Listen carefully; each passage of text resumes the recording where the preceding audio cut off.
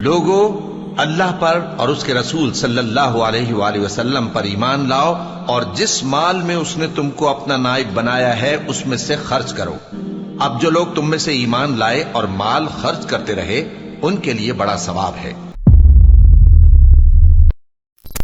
کچھ شک نہیں کہ انسان کم حوصلہ پیدا ہوا ہے، جب اسے تکلیف پہنچتی ہے تو گھبرا اٹھتا ہے، اور جب ملتا ہے اس کو مال تو بخیل بن جاتا ہے، مگر نماز ادا کرنے والے جو نماز کا التزام رکھتے اور ہمیشہ پڑھتے ہیں اور جن کے مال میں حصہ مقرر ہے، یعنی مانگنے والے کا اور نہ مانگنے والے کا، اور جو روز جزا کو سچ سمجھتے ہیں اور جو اپنے پروردگار کے عذاب سے خوف رکھتے ہیں،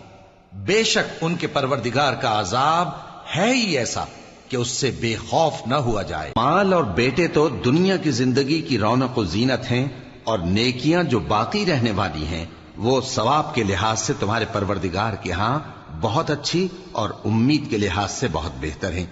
تمہارا مال اور تمہاری اولاد تو آزمائش ہے اور اللہ کے ہاں بڑا اجر ہے، سو جہاں تک ہو سکے اللہ سے ڈرو اور اس کے احکام کو سنو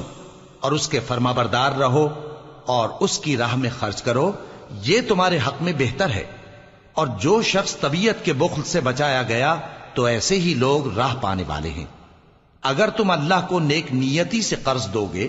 تو وہ تم کو اس کا کئی گنا دے گا اور تمہارے گناہ بھی معاف کر دے گا، اور اللہ قدر شناس ہے، بردبار ہے، پوشیدہ اور ظاہر کا جاننے والا ہے، غالب ہے، حکمت والا ہے۔ صدقات یعنی زکوٰۃ و خیرات تو مفلسوں اور ناداروں اور کارکنان صدقات کا حق ہے، اور ان لوگوں کا جن کے دل جیتنا منظور ہے، اور غلاموں کے آزاد کرانے میں، اور قرض داروں کے قرض ادا کرنے میں، اور اللہ کی راہ میں اور مسافروں کی مدد میں بھی یہ مال خرچ کرنا چاہیے۔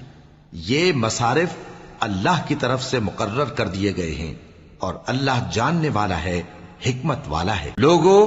اللہ پر اور اس کے رسول صلی اللہ علیہ وآلہ وسلم پر ایمان لاؤ اور جس مال میں اس نے تم کو اپنا نائب بنایا ہے اس میں سے خرچ کرو۔ اب جو لوگ تم میں سے ایمان لائے اور مال خرچ کرتے رہے ان کے لیے بڑا ثواب ہے۔ ہر غیبت کرنے والے، تانے دینے والے کی خرابی ہے جو مال جمع کرتا ہے اور اس کو گن گن کر رکھتا ہے، شاید وہ خیال کرتا ہے کہ اس کا مال اس کی ہمیشہ کی زندگی کا موجب ہوگا، ہرگز نہیں، وہ ضرور حطمہ میں جھونک دیا جائے گا۔ اور تم کیا سمجھے کہ حطمہ کیا ہے؟ وہ اللہ کی بھڑکائی ہوئی آگ ہے جو دلوں تک جا پہنچے گی، بے شک وہ اس میں بند کر دیے جائیں گے، یعنی آگ کے لمبے لمبے ستونوں میں۔ مومنو، تمہارا مال اور اولاد تم کو اللہ کی یاد سے غافل نہ کر دے، اور جو ایسا کرے گا تو وہ لوگ خسارہ پانے والے ہیں۔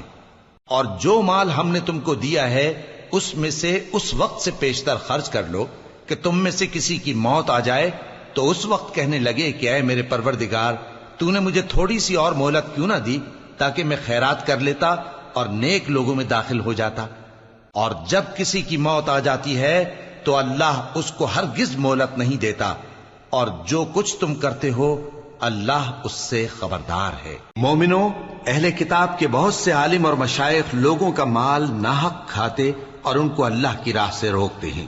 اور جو لوگ سونا اور چاندی جمع کرتے ہیں اور اس کو اللہ کے راستے میں خرچ نہیں کرتے، ان کو اس دن کے عذاب علیم کی خبر سنا دو، جس دن وہ مال دوزخ کی آگ میں خوب گرم کیا جائے گا، پھر اس سے ان بخیلوں کی پیشانیاں اور پہلو اور پیٹھیں داغی جائیں گی، اور کہا جائے گا کہ یہ وہی ہے جو تم نے اپنے لیے جمع کیا تھا، سو جو تم جمع کرتے تھے اب اس کا مزہ چکھو۔ اور نماز پڑھا کرو اور زکوٰۃ دیا کرو اور اللہ کے آگے جھکنے والوں کے ساتھ جھکا کرو۔ جو لوگ اپنا مال اللہ کی راہ میں خرچ کرتے ہیں ان کے مال کی مثال اس دانے کی سی ہے جس سے 7 بالیں اگیں اور ہر ایک بال میں 100 دانے ہوں، اور اللہ جس کے اجر کو چاہتا ہے اور زیادہ کرتا ہے، اور اللہ کشائش والا ہے، سب کچھ جاننے والا ہے۔ جو لوگ اپنا مال اللہ کے راستے میں صرف کرتے ہیں پھر اس کے بعد نہ اس خرچ کا کسی پر احسان رکھتے ہیں اور نہ کسی کو تکلیف دیتے ہیں، ان کا صلہ ان کے پروردگار کے پاس تیار ہے، اور قیامت کے روز نہ ان کو کچھ خوف ہوگا اور نہ وہ غمگین ہوں گے۔ جس خیرات کے دینے کے بعد لینے والے کو ایزا دی جائے اس سے تو نرم بات کہہ دینی اور درگزر کرنا بہتر ہے، اور اللہ بے نیاز ہے،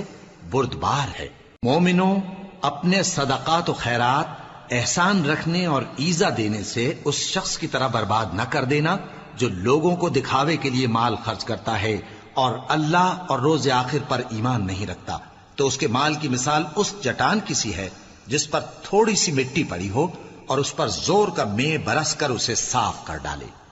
اسی طرح یہ ریاکار لوگ اپنے اعمال کا کچھ بھی صلہ حاصل نہیں کر سکیں گے، اور اللہ ایسے ناشکروں کو ہدایت نہیں دیا کرتا۔ اور جو لوگ اللہ کی خوشنودی حاصل کرنے کے لیے اور خلوص نیت سے اپنا مال خرچ کرتے ہیں، ان کی مثال ایک باغ کی سی ہے جو اونچی جگہ پر واقع ہو، جب اس پر زور کا مے پڑے